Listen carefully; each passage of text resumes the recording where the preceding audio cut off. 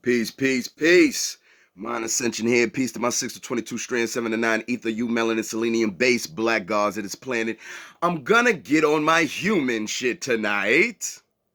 So, welcome to the human life. Anyway, y'all, I gotta touch on this shit. As we already know, all the bullshit going on right now. I'm not gonna address that directly because I already told y'all about this shit falling. I already told y'all about the end cycles for fuck all that bullshit. But I do want to address something that I had to share with y'all as I'm continuously studying every day, as I'm continuously rereading things and re-going on certain aspects within my library and things I come across and so on and so forth. Basically, the bottom line, as we should already know and understand, we genetically, DNA wise, have never been a violent, vicious, savage people, ever. No matter what you see today is only an imitation of who has conditioned us in this current time and age. So I'm going to share with y'all a few things um, out of one of these books. And let's just start immediately. We look far back to prehistory, to the Neolithic or even Paleolithic eras. We will find very little, if any, evidence of war. The living sites of Stone Age people are remarkably free of mass graves. Fortified sites and depictions of war and cave art also missing are images of shields, which consistently arise as defensive weapons when people are attacked with spears. No one can determine unequivocally that there was no warfare 20,000 or 50,000 years ago, only that there is very little to no sign of evidence. Now, what are we really saying? Now, as we read these books written by Europeans, we also must always take in consideration that we need to always use a form of melanin discernment. And then we also have to take in consideration is these motherfuckers didn't exist 10,000 years ago. Can we please stop forgetting that? So I don't give a fuck if they talk about Stonehenge in Europe. I don't give a fuck if they talking about certain parts of Southern Europe or whatever. They were not there. They didn't exist yet. They were not out. They either were not walking out their caves 10,000 years ago, or they weren't even grafted in this motherfucker 60 to 100,000 years ago. So anytime you hear them talk about Neolithic, Paleolithic, what they call the Cambrian age and all these different stuff, they're talking about you. No matter where they are on the planet, they're talking about you. Okay, let's continue. Scientists recently discovered mirror neurons in all primates. Mirror neurons enable us to experience another's plight as if we were experiencing it ourselves. Similar to empathy, several studies suggest humans are not soft wired for aggression. We're not wired to be aggressive. Violence and self-interest, which can be explained as a byproduct of our hierarchical oppression, but instead we are hardwired for collaboration and companionship. One more time. But instead we are hardwired for collaboration, working together, and companionship, coming together in union, and love and empathy and affection. As we evolve, we extend our empathetic ties. Today's technology allows people around the globe to interact, furthering our potential for empathetic connection. This raises the fundamental question: if there is such thing as a collective consciousness among the human race, is it not possible for us as sentient beings to perceive how other humans are feeling and collectively act from that place? Some would call this compassion.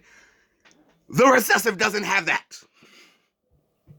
So as they continue to study these ancient sites, as they continue to dig through these ancient grounds and ancient remnants, they're not finding evidence of what they see today that was brought on by themselves. So of course this confuses them because of course the European classifies everybody like himself. So when he sees things that is not conducive or adjacent to his own behavior and sickness, he gets confused. And now it becomes pseudo and mystery. But the fact of the matter is, you rule this planet without lack of war. You rule this planet by lack of war. You rule this planet based on an intelligence and a collaboration with nature herself, utilizing cosmic laws to bring balance within the society. You wasn't going around in some isolated, selfish, be alone mindset like I'm hearing today, trying to take for yourself, trying to keep for yourself, trying to covet everything, trying to be greedy, and therefore giving birth to a capitalistic society where everything is about how rich I can get. How rich I can get only. Billionaires in this goddamn country, while it only takes 300 million for Akon to change people's lives in Africa. But you a multi-billionaire and asking me for 50 cents on a damn telethon. The fuck out of here. You Oprah Winfrey asking me to send in $1 to save some children in Africa, and you take a shit on a toilet made of fucking diamonds. Fuck out my face with that bullshit. Human. We human tonight. Let's continue. Scientific and human self-wired. We are not wired for aggression, violence, self-interest, product. Our main objective is to belong. Our main objective is to belong.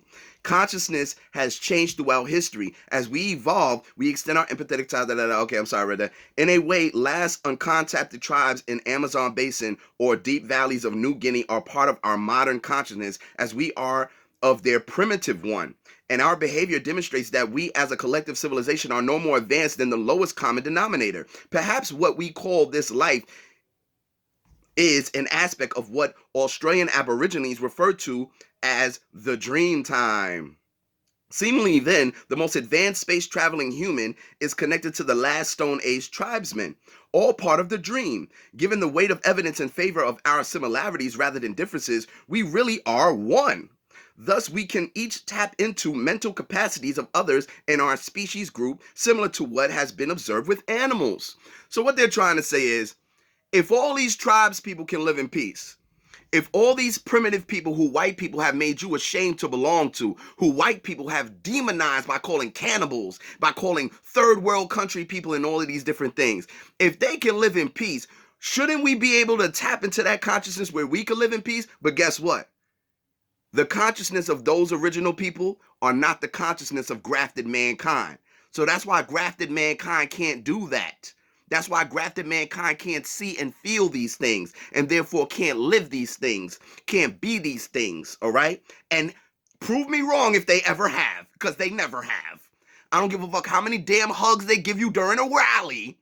I don't give a fuck how many damn kisses and drinks they buy after you finish protesting. Let's find out if they don't murder your ass again next month. So let's cut the bullshit. Because we fell for this shit before and that's how we got here in the first place. Falling for this brotherly love bullshit that anybody could speak. But to live is different from saying the words. To live is different from shaking your hand. All right? Matter of fact, since we're on that subject, the history of the handshake, because notice, I ain't never seen an African tribe do this. I ain't never seen African tribes do that. You know where that comes from? That comes from the combination of the Arabs and the Christians during war, where they would shake each other's hands vigorously to try to make sure each one didn't have a weapon. Because when I shake your hand vigorously, I shake your whole body. If I shake your whole body, then daggers and knives and blades fall out your body, fall out your garment. Think about it. When you're on an interview with white people, what do they teach you? A strong, firm handshake is a very good indicator of blah, blah, blah, blah. That's their culture. That's their culture, not yours. Some white people will shake your entire body when they shake your hand. Am I lying? Let's continue. I want to get through this quick, y'all, because I got a lot I would love to touch on. I might make a second part to this video, but let's just continue with the aspect of this because this is some very powerful stuff. Now, these white people, of course, went all over the world, studied all of our shit, studied all of the indigenous cultures, and every time they're just so surprised how we seem to live together in harmony, how we seem to have so much intelligence about the cosmos without none of their technology, which, by the way, I'm always teaching y'all, let go of this technology. You don't need it. You don't need it. Your technology is in your veins. Your technology is in your mind. You do not need a fucking smartphone. That means you're fucking stupid. You do not need a smart TV. That means you're fucking stupid. You do not need a smartwatch. That means you're fucking stupid. Human. Let's continue. The Dogon exhibited other advanced cultural traits. And by the way, I'm skipping paragraphs because they just went through a whole paragraph talking about how the Dogon must have got their science and knowledge from aliens, because it's impossible for these primitive Africans to have any idea what's in the solar system at all. So aliens had to give this to the, alien white people like Lyrans and Palladians gave it to these niggerish, lowly, primitive Dogons. But I skipped all of that because I'm making a point today in this video. The Dogon exhibited other advanced cultural traits in addition to their legends of celestial objects. A characteristic of certain African tribes is their unique method of non-violent resolution. Let's read that one more time. A characteristic of certain African tribes is their unique method of non-violent resolution. For troubled clan members, when someone in the tribe does something hurtful or wrong, they take the person to the center of the town, and the entire tribe comes and surrounds the person in a supportive, non-threatening way. For 2 days, they tell the person every good thing he or she has ever done. Think about that. Let's put it in a modern way. You find out your best friend has all of a sudden, for some strange reason, become a thief. I don't know. I'm just trying to throw things out there. Now, instead of ridiculing them, rejecting them, calling the police on them, and demonizing them from that day forth, instead, you, your family, their family members, their best friends, come together, put them in a room and say, hey, you remember that time when we was at the beach one day and you only had one cookie left or some shit and you gave it to me instead and you know you wanted it? That was real nice of you. Somebody else says, hey, babe, you remember that time when we was at so-and-so and you laid your brand new jacket on the floor to make sure I didn't dirty up my brand new shoes? I love you, babe. That was real sweet of you. Think about that mentality. When you do something wrong, I purposely place you in the center of people that love you, and we all remind you of all the things you ever did in life, no matter how big or small, that was positive. Now I'm giving you the proof that you are capable of positivity, that you are capable of caring, that you are capable of consideration. Let's think about this. Let's continue. The tribe believes that every human being comes into the world as good, each of us desiring safety, love, peace, and happiness. But sometimes in the pursuit of these things, people make mistakes. The community sees misdeeds as a cry for help. Not time for punishment. These are my words, of course. They band together for the sake of their fellow clan member in a show of solidarity. By the way, clan is a derogatory word that is coming from the European. We didn't call ourselves clan. Clans comes from cave shit. That's a division splinter aspect. We didn't call ourselves clans. Even tribes is a derogatory perspective, but for lack of a better word, and I'm reading their own shit, so. They band together for the sake of their fellow clan member in show of solidarity, to reconnect the person with their true nature, to reconnect the person with their true nature. You're reminding your brother who he is. Because as he's on his path in his pursuit for happiness and he gets misguided, you bring him back to his divinity. You bring him back to his human heart and his soul and his empathy. You remind him, this ain't you. This ain't you. But guess what? If we forget to remind each other, and if we go decades without reminding each other, and if we go centuries without reminding each other, how will we ever know? And will we ever know what we ever was? And if we never knew what we ever was, what the hell will we be without the knowledge of what we were? To reconnect a person with their nature, to remind them of who they really are. In this powerful, compassionate energy, the person fully remembers the truth from which they had temporarily been disconnected. The ancient Tibetans had a similar approach to those displaying antisocial behavior. One more time. The ancient Tibetans had a similar approach to those displaying antisocial behavior by killing them with kindness.